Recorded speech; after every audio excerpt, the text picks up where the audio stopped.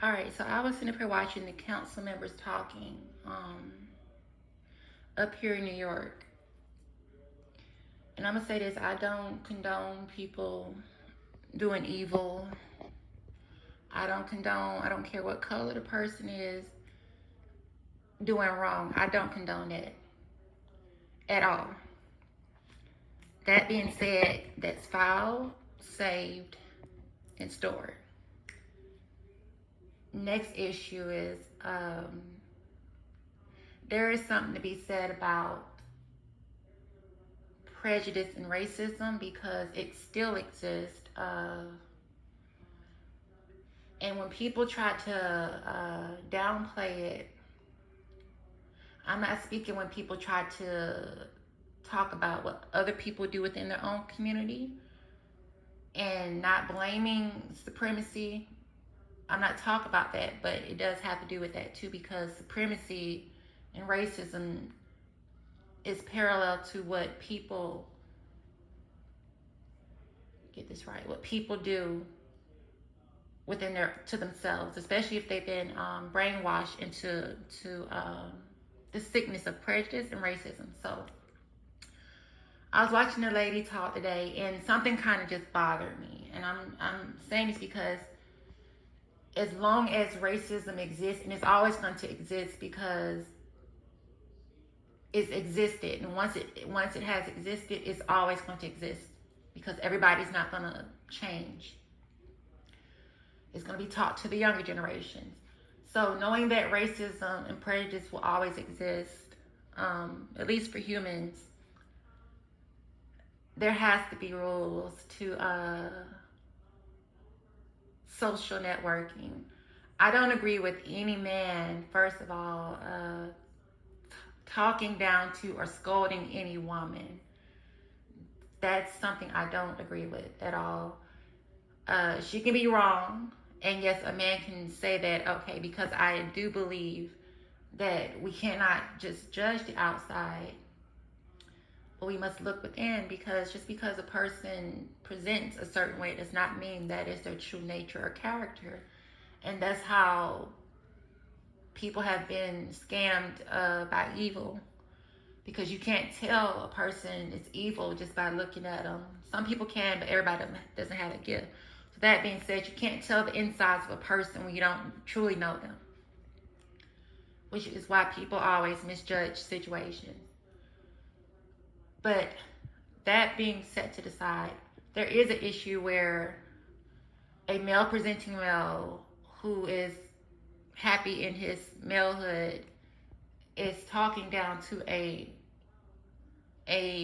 woman presenting woman, meaning that they are not on the same gender spectrum or the gender stage.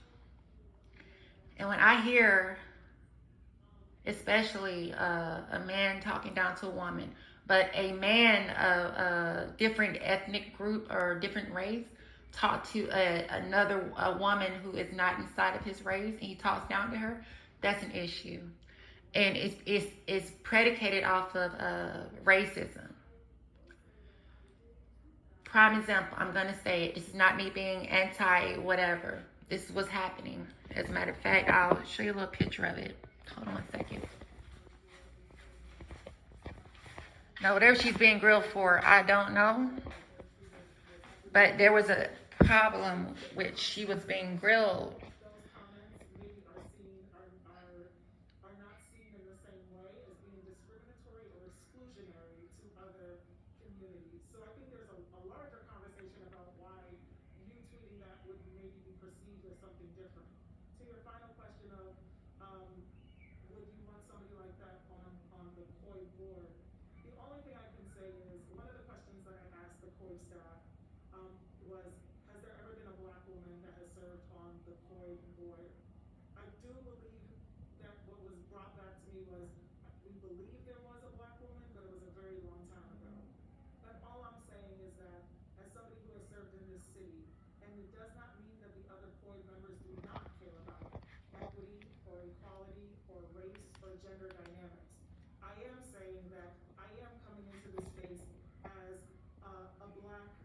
chubby woman who also is in this space, that works in this space in equity every day, and not because I'm Black, because I actually do have both empirical, legal, but also research skills that works on how do we improve the lives of communities of color and poor communities every day. That is the perspective that I come into this space. I would not want to be judged on any one action. I would not want to be judged on any one tweet. But I do appreciate the questions that Councilman Yeager, that you've raised, that many other folks have raised, because it is fair for you all to ask yourselves, can you trust that this person will be able to come in and give us a fuller vision of what employees deal with every day so we can make better decisions? So that part is up to you all. But I do come into this space with that perspective. I appreciate your answer, and it offered a very idealistic view of a relationship between Black folks and white folks in the city. But you're also going to have to deal with people who have a less idealistic vision, Sure. Or perhaps one that you even find offensive. I guess um, I have some tweets from you about Trump, and I'm not going to ask you about Trump, but just tell me and just make me feel good about it, I guess. If you had just for argument's sake, a sanitation worker who, wearing his MAGA hat, right winger, someone that you politically find abhorrent, can you just tell us whether or not you'd be able to be not prejudicial in determining whether they've committed some violation of employment? That's my final question. Yeah, sure. I don't know how I would see how and this may be just being how Floyd operates. I would need to learn more about Okay, so based off of what he just asked her about MAGA, okay, so the person before him was a Caucasian Jewish man. That's what we'll start saying, because we're not going to be racist. We're not going to be anti-Semitic. We're just going to talk about colorism. So the guy that was talking down to her, because he was talking down to her, they have a problem with how she talks. I get that. I get that you have to watch what you say to certain people, because it may just be true to them, because hit dogs will holler. Meaning that if you're not trying to offend, they easily get offended because it's true. Where there's fire, there's smoke. So just like that gentleman just spoke of, her being African American, why would you think that she would not have any type of reservement around people who have proven to be white nationalists, to put it lightly? Why would you not expect for her to not speak the truth on what she goes through daily? This is what I have an issue with. White men, excuse me, not say, because he said white, and that's what I'm saying. I'm not a racist. I don't do all that. I say Caucasian, African American, but clearly you just saw him saying white and Black. He's a colorist. Colorism has to do with racism. So when it comes to a Anglo-Saxon or Caucasian or any man that's outside of her ethnic group, counseling her and chastising her, it does present a problem. And I don't know her ethnics. I'm not talking about her ethnics of what she does wrong or right. I'm saying the process of which they try to attack different groups who history has shown and proven have been discriminated against, who have been bullied and murdered and killed. History proves this. Even today, wake up, it's proving it. It's in the younger generation. Why would you be willing and ready to grill her on what is perceived as your own bad behavior? It's like punching someone. We're gonna take that. We're not gonna even equate that to punching. It's like hurting someone and then telling that person not to say ouch. It's like hitting someone and then expecting them not to react or to not feel pain. it doesn't make sense to me. And so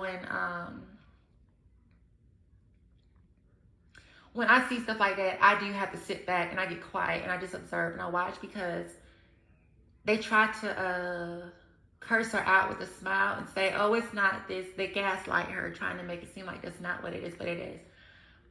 That's the issue.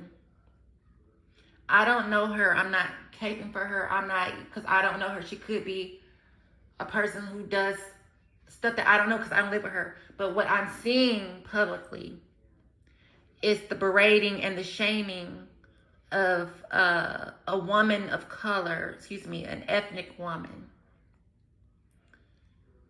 by a group of men. And that's a problem, because in a world where you have misogyny, you have racism, you have gender gap, payment, employment, you have all these things going on. You cannot stand on a platform and try to make yourself the moral authority when you yourself live within a group that perpetuates the same hatred over and over. Whether you are Caucasian, or whether you are Anglo-Saxon, or whether you are Caucasian Jewish, Ukrainian, Russian, because they are the same. You don't have the right to bring anybody to the carpet to chastise them. And just based off of what he just asked her, he basically said to her, would you not be prejudiced against a person who is racist? Would you not be prejudiced against someone who's prejudiced towards you? How does that work? It's like you telling the person not to be afraid of the boogeyman. It doesn't make sense.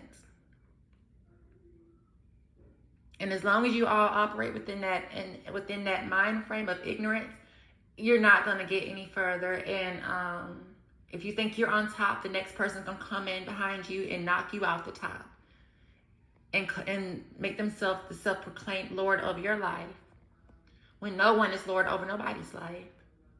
Entitlement is it's a curse, because it's delusional. It gives people a false sense of power, a false sense of comfort, where they can do what they want to people. And it's like, no, you can't do anything to people. You breathe like everybody else. You die like everybody else. You don't have any privilege. And when we're sitting here watching this publicly, not based off of what she has done, but it's who she is, that's a problem. And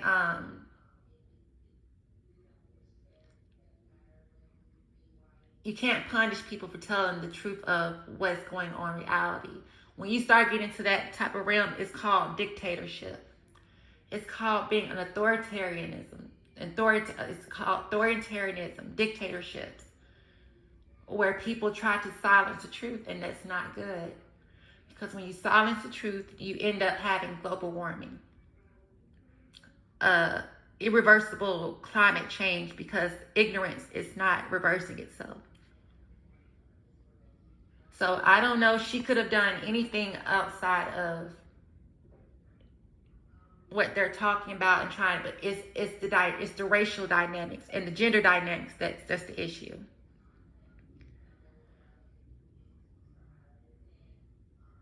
So that has to be looked at. As much as they're grilling her, they have to be grilled just as much. I feel like as much as you try to hold the fire to other people, the fire should be held to you. It shouldn't be one-sided. And when you punish someone for telling the truth of a reality, then that makes you the delusional one. And for you to expect for everybody to live in your delusion, that's to me, that signifies a problem of sadisticness, malignant, maleficent ignorance. So it's something that you all have to work on, because you come in a new day, quote unquote, a new day of 2022, thinking that you are a brand new idea, or that you are an angel or a hero to the day when you don't know anything about the past and you skip over every other angel and hero that came before you that were rightfully so not in your own group but in the other group that you chastised. You don't see that. And as long as you keep doing that, you're not going to be able to build anything. Once you've stolen something and then you expect to run the program off the same stolen ideas, you're not going to last long. Because what was stolen will be returned back to the original proprietor of it, because it's called life and death. No one is immortal. So your grandeur delusions of being immortal is just an illusion. It's a terrible, deadly trick of the enemy, of the devil. And it is really sickening. I must say sickening. It's very gut-wrenching when we have to sit there and watch a literal witch trial, a witch hunt. And they want to use the word witch. I can't stand when men try to say witch hunt, because do you really understand what a witch hunt consists of? A witch hunt is a lynching. It's a lynching. When you witch hunt, it's a public thrashing of people. And you don't understand. People have to understand. Everybody that's human they're not saints. A lot of them are demons.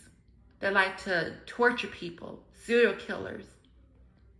There's so many serial killers that are in the government, and no one says anything because they're being gaslit or they're terrorized. They're too terrorized to say anything. So when she said that she doesn't trust a certain group of people, I'm going to say this. Honestly, I don't trust no one. I don't care what color they are. They can be any and every color. I don't trust people.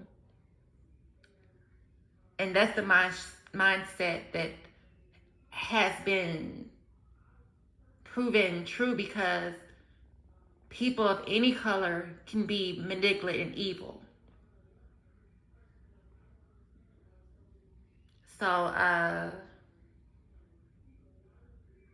don't know if she should be counseled by her peers, of her own peers, but they may not even hold her accountable. But it doesn't fit right either when I see a bunch of men trying to berate a woman who has a history of being misogynized against, and who has a history of being racially bullied.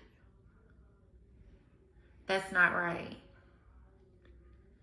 And like I said, even a lot of people who are delusional and think that they run the day, a lot of them are empty and mad and loud because they're miserable, and they know they're miserable, so they look for people, positive people, to irritate. Because without positivity, the only thing that would be stopping these people from killing themselves is nothing. So instead of them getting rid of their own miserable selves, they like to go and terrorize other people. They're parasites, truly demonic. Their lives, they don't know how to fix their own lives, and they go around trying to take and cipher from other people by being loud and being aggressive and being crazy, and thinking that nobody sees through their the charade and their illusions, because everybody's distracted by something going on around them. I would just say look into that, because watching it does not feel good, and it takes away from the true purpose of, if she had done something bad, we wouldn't know, because it's the people who are investigating her seem to come off as prejudiced themselves. And they're trying to call out her being prejudiced, but to me, they are just as prejudiced. So by them trying to chastise her for being rightfully so discriminative against prejudice, it's like they're trying to beat down her defenses, her immune system from attacking racism itself, from attacking her. Goes back to somebody punching or hurting somebody, and then telling them not to cry. That is so sadistic and evil. We have to get out of the physical and get into the psychological. Because as long as you're looking at the physical, you won't understand the spiritual. You won't understand the psychological realm. And a lot of people are waking up. So it's only a matter of time. Your bullying will only take you so far. And then you will be the one that will be ousted, where nobody would want to be around you.